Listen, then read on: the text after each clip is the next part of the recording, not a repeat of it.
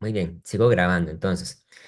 Entonces, bueno, tengo la normal y el peso para abajo, ¿verdad? Cuando la gente ve eso, pueden pensar que eso debería estar mal, ¿verdad? Porque en apariencia lo que eso sugiere es que el carro debería venirse para abajo, ¿verdad? Ahora, en realidad sí se va para abajo. Lo que pasa es que no cae de inmediato, sino que se va para abajo, pero se va para abajo cuando recorre el bucle, ¿verdad? Cuando recorre la lágrima de la montaña rusa.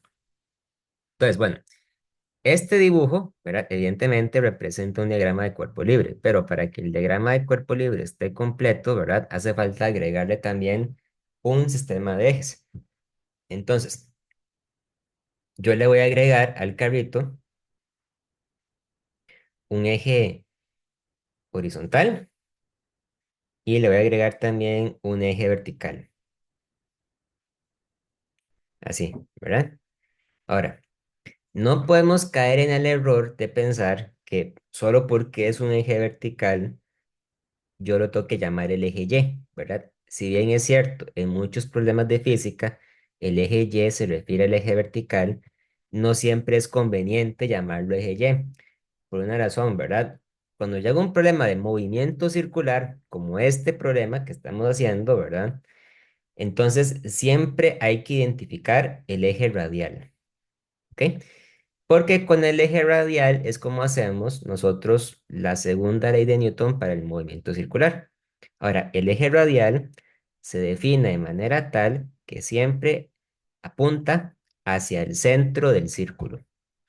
Entonces, la dirección hacia la que se encuentra el centro del círculo depende, en última instancia, ¿verdad?, de la forma en que dibujo el problema. Entonces, por ejemplo, aquí el carrito está en la parte de arriba del círculo, ¿verdad? Está arriba. Eso quiere decir que el centro está abajo, el centro del círculo, ¿verdad?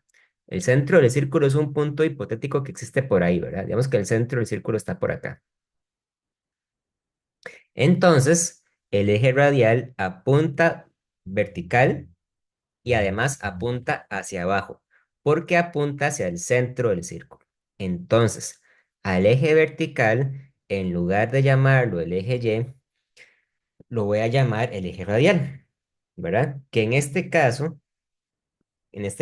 casualmente es vertical, pero en otros problemas puede no ser vertical. Al mismo tiempo, al eje horizontal lo voy a llamar el eje tangencial, porque es tangencial a la dirección en la que se mueve el círculo, ¿verdad? Entonces, aquí el peso y la normal ya no son fuerzas en Y, sino que son fuerzas radiales, ¿verdad? Y entonces, cuando yo aplico la segunda ley de Newton, me queda que la sumatoria de fuerzas radiales es igual a la masa por la aceleración centrípeta, ¿verdad? Esa es la forma de aplicar la segunda ley de Newton en un problema de movimiento circular. Ok, esto es una sumatoria de fuerzas, ¿verdad? Y por convención, en la sumatoria de fuerzas, las fuerzas se ponen positivas cuando apuntan hacia el centro. Entonces, tanto el peso como la normal apuntan hacia el centro. Por lo tanto, las dos son positivas. Entonces me queda que la normal más el peso es igual, a ver, y aquí cometí un error porque tuve que haber puesto la masa mayúscula, ¿verdad? Es igual a la masa por la aceleración centrípeta, ¿verdad? Entonces, esa es la ecuación que representa el movimiento circular. La pregunta me pedía entonces que calculara el valor de la fuerza que ejerce la pista sobre el carro, ¿verdad? Ahora, ¿a cuál fuerza se refiere eso? La fuerza no puede ser el peso, ¿verdad? Porque el peso no es una fuerza que ejerce la pista sobre el carro, ¿verdad? El peso aparece naturalmente. La fuerza a la que se refiere el problema es la normal, ¿verdad? Yo quiero calcular la normal. Entonces, la normal es igual a la masa por la aceleración centrípeta menos la masa por el peso. Voy, un momentito, ya regreso.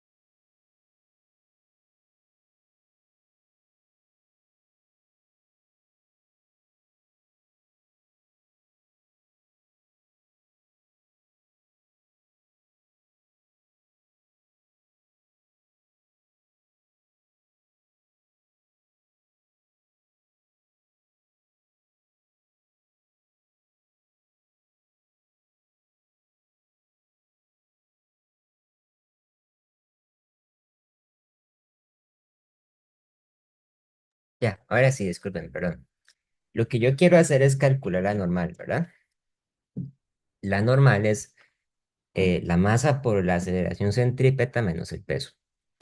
Ahora bien, en la pregunta me decían que la aceleración centrípeta era justamente igual a 2G, ¿verdad? La pregunta decía que AC es igual a 2G y entonces yo puedo agarrar este valor y sustituirlo acá, ¿verdad? Para poder calcular la fuerza normal.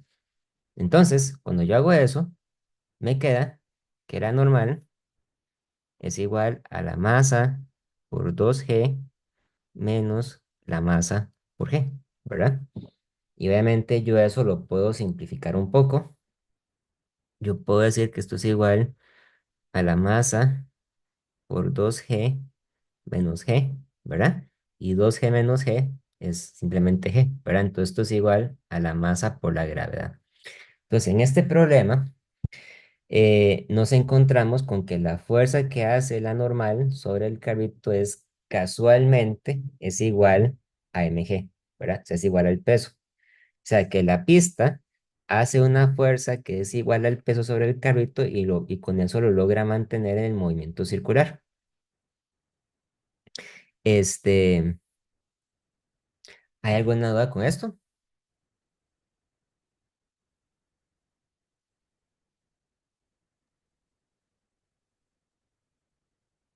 Vean que ahora la parte interesante, ¿no? ¿Sí?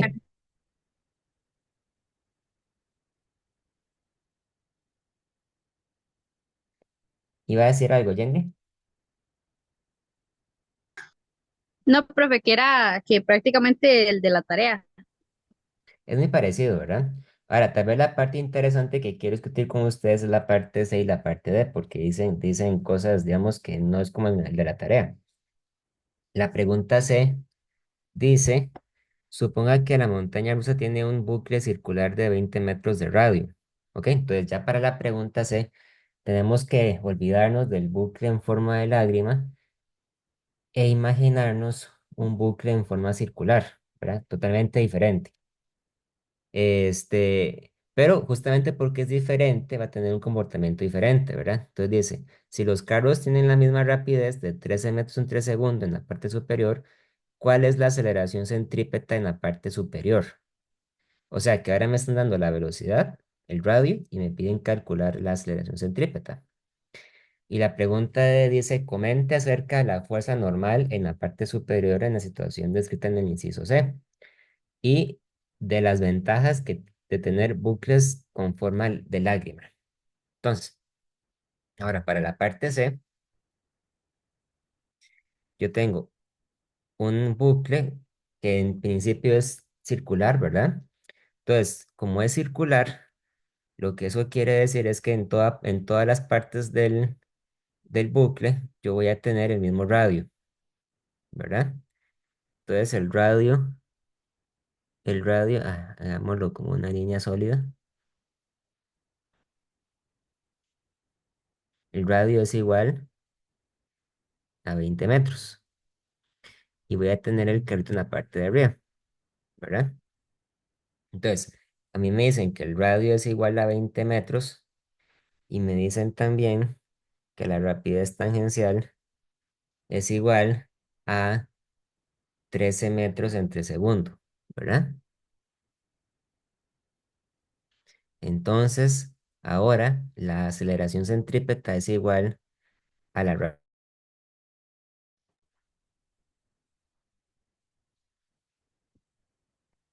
Hola, perdón, se me cortó la señal. Voy a continuar en donde hemos quedado. Este, voy a abrir la pizarra.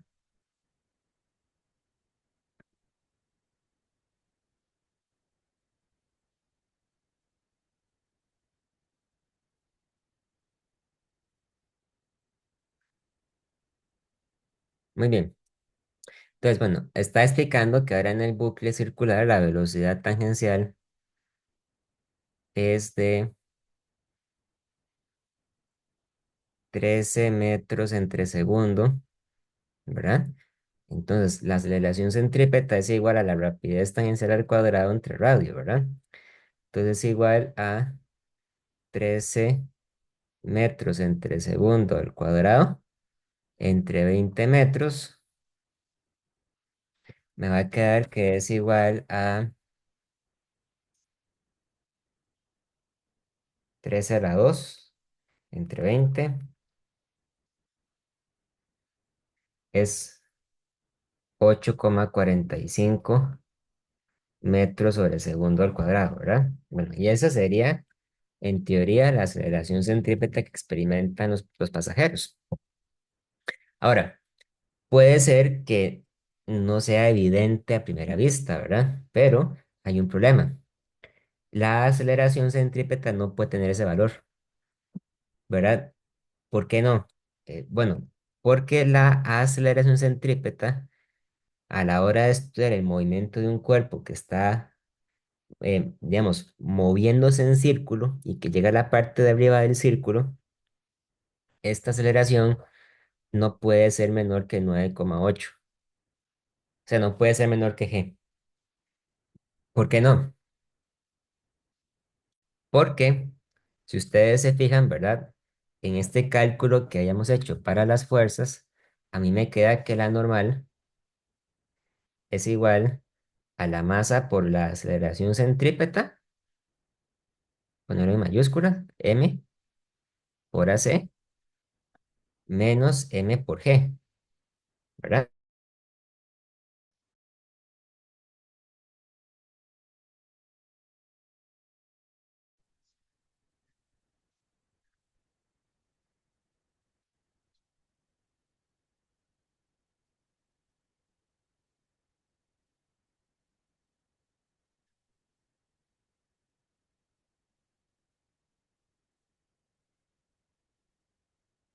Hola, perdón, otra vez se me olvidó cortar la llamada.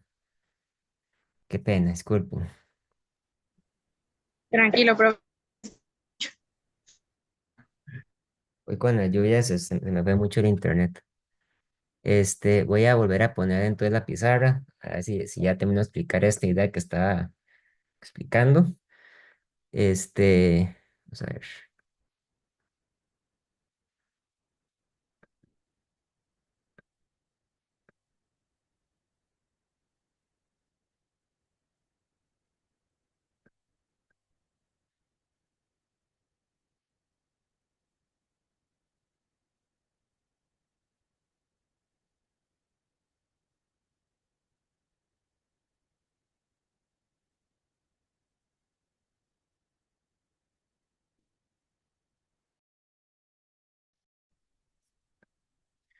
Ya, disculpen, perdón, otra vez.